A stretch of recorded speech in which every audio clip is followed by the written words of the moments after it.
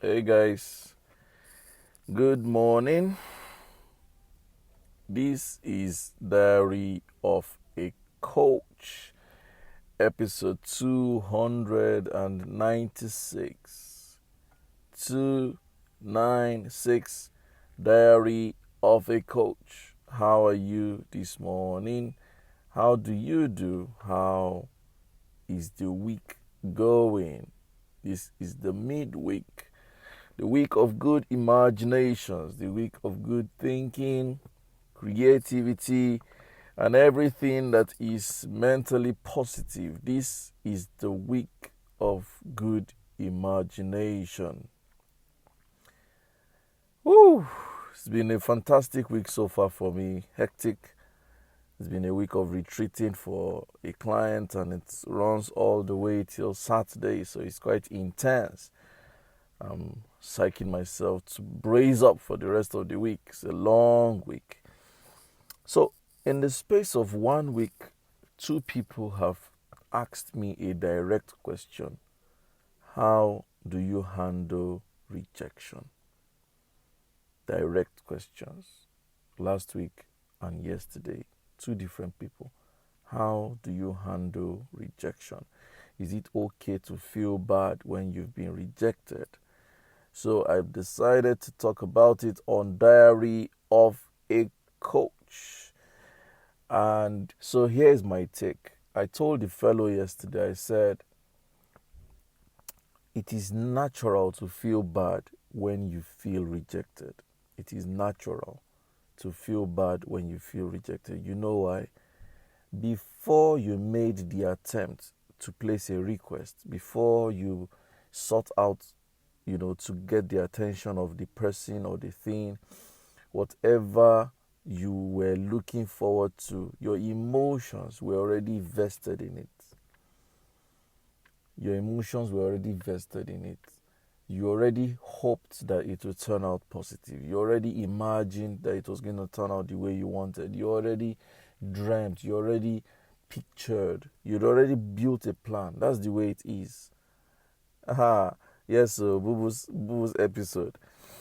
So, you already had it in your mind that, okay, I'm going to place this call, I'm going to ask for this money, or I'm going to see this lady, I'm going to ask her out, or I'm hoping to go on a date with this guy. He's asking me to go on a date with him. I hope he's going to ask me out, or I'm going to this, I'm going to that. You already had a mental picture what you're looking for. And so the moment you have a mental picture what you're looking for, your emotions are already vested in it. There is a subtle expectation. There is a subtle hope. There is a subtle anticipation. There is something subtle you're looking forward to. There's something subtle that you're aspiring for. That is what drives the action you've taken to place a request, to make a demand, to seek something. And so when you get rejected, it is natural to feel bad because emotions have been vested in the expectation. Emotions have been vested in the ambition. Emotions have been vested in the request. So yes, when someone says no, no does not come easily. Unless, of course, in the first place, you were not really serious about what you were looking for. So people apply for jobs when they are invited. First, when you apply for a job, you hope to be invited for an assessment or an interview or, something. And then you don't get invited. You feel bad. Because when you were sending the email for the application, your emotions were vested. There was hope. So there's a place in the Bible that says, when something is deferred, it makes the heart, feel sour. It says when hope is deferred, it makes the heart sour. Which means that anytime you are looking for something, there is hope that is ignited. And when that something is not achieved or obtained, the hope you have vested becomes the pain that you feel. That is just the way it feels. So, you aspire to have a beautiful love life, and it is dashed. You feel rejected. You aspire for a job, it is dashed. You feel rejected. In fact, you've got to a height of You've gone through a process, you've gone to a particular height, and then they say, oh, we're sorry, we just had to let you go because we found someone else, or we're doing something else. You feel rejected because you feel like, oh, and I really was hoping to get this thing. So the reason why you feel pain when you think you're rejected is hope that has been dashed. Well, look at it this way. When you are rejected, it only means something.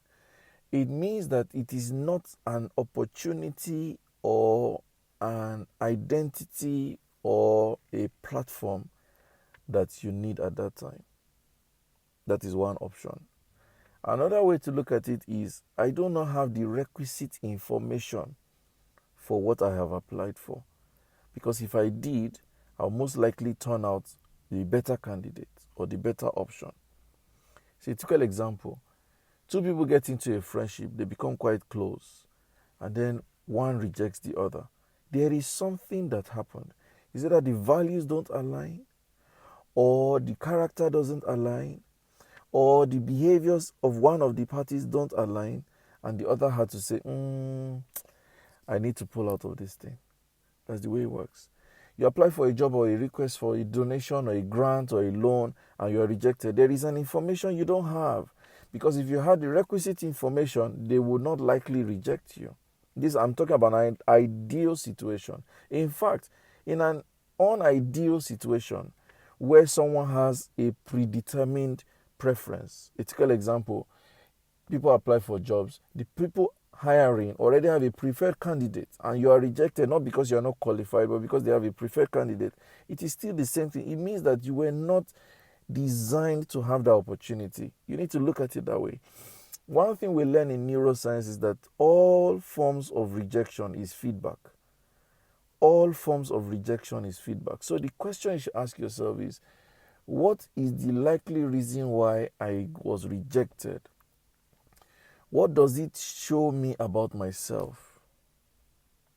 When I've been rejected, what are the emotions that I am feeling? And what is the meaning of that emotion? What does that emotion tell me about myself? Because 100% of the time when you're rejected, it's not about the person that rejected you. It's about you, how you're able to process it and find the information in the rejection so that you can use it. That's just the truth. So someone rejects you. If you have the opportunity to ask, what could I have done differently that would have made you accept me? If you have the opportunity to ask, ask. If you don't have the opportunity to ask, you need to sit down, create some assumptions that would give you an idea where you could have probably gone wrong or what you could have done differently. Because sometimes rejection does not mean you've done wrong. It just means there is a better option out there that I don't match. That's just the way it is. It is feedback.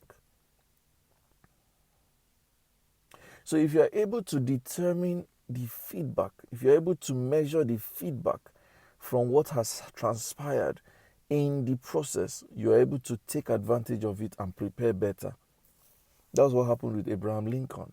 He got rejected by the people again and again and again, and he kept going back to the drawing board until he became president of the United States. So it is possible to bounce back after rejection. Rejection also shows you the capacity of self-esteem that you have. If from rejection you break down, it tells you the level of self-esteem that you have. If from rejection you step up and move on, it tells you the level of self-confidence and self-esteem that you have. So when rejection destroys you, it tells you that your self-esteem quotient is low. But when rejection inspires you, you're like,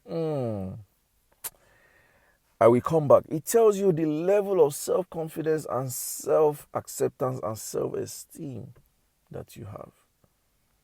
So rejection can be a stumbling block or can be a stepping stone. It all depends on you. So that is what I want you to understand. Don't feel bad that you feel bad that you were rejected. Yeah.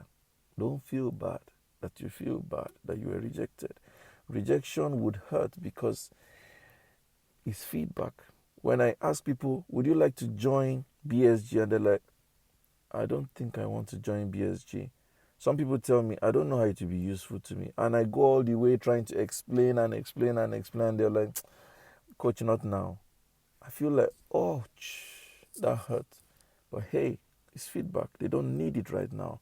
Or they don't understand why they need it. And it's their prerogative to say no. When I tell people, oh, I'd like you to attend the BSG Summit. In fact, the discount currently is 55,000 and you don't need to wait until it is 75,000 and you don't need to wait until it is 100,000. Why don't you take advantage and save 45,000? They're like, I'm not so sure yet. And I feel like, ouch. After all that time spent trying to persuade you. Sometimes you write a post and someone just comes and writes something very dramatic and you're like, ouch. So rejection tells you more about you than the person rejecting you, because when someone says no, they only say, I have a better option, or they are saying, I don't understand what you're trying to communicate, or they are saying, I need you to tell me more in a way I can comprehend and accept, or they are simply saying no. They don't need to have a reason for saying no. And you know the funny thing is, everybody has the prerogative of saying no. You have the prerogative of asking. Sometimes you feel entitled to ask. Sometimes you feel privileged to ask. But for every asking, there is a yes, there is a wait, there is a no, and all of them are legitimate. They are valid responses. So when you get angry with someone for saying no, it tells more about you than the person who has said no, because no is a legitimate answer. In fact, Tony Blair, the former Prime Minister of Britain, Tony Blair said, one of the greatest assets a leader should have is the capacity to say no. So it means that your ability to say no shows your maturity. But when someone tells you no, instead of you seeing them as being mature enough to say no and you're angry with them, it says more about you than about them. Because yes is an answer. No is an answer. Wait is also an answer. But for as long as you see those answers as self-damning and destructive, it says more about your self-esteem than about other people. So step up today. Step up today. Improve your capacity. Take rejection as feedback and grow on it. But Shirat says, this week something happened. I was deeply pained. Then I sat down. And by the time I assessed my feelings, it has become a motivation. It is pushing me to step up and achieve a certain goal. Fantastic. So see rejection as feedback. See rejection as an opportunity to ask yourself questions around your emotions. See rejection as a stepping stone. See rejection as a spectrum. Because the same thing you were rejected for today, tomorrow you'll be accepted for it if you have improved on the chances that you did not have when you were rejected.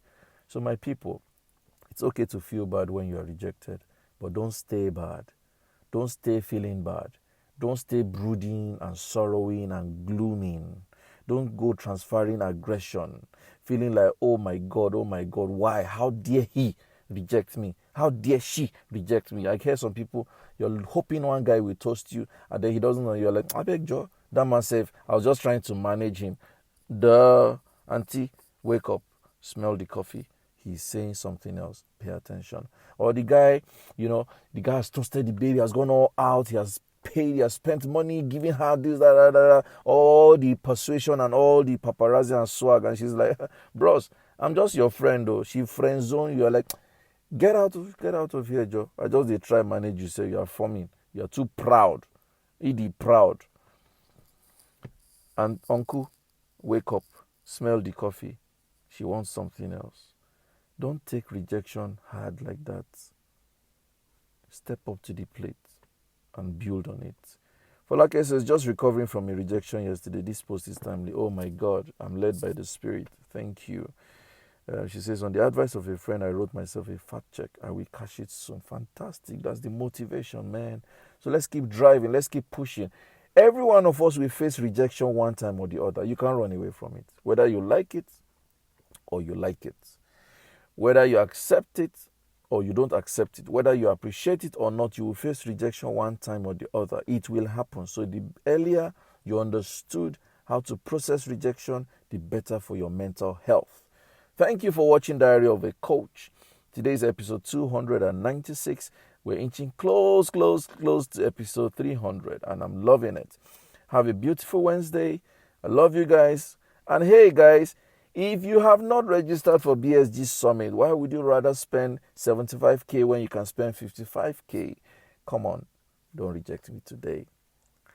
So register for BSG Summit. It's a powerful summit holding June 12th, and registrations have opened in February. First week of February, the fees go to 75K from 55K. And hey, have you pre-ordered my book based on logistics?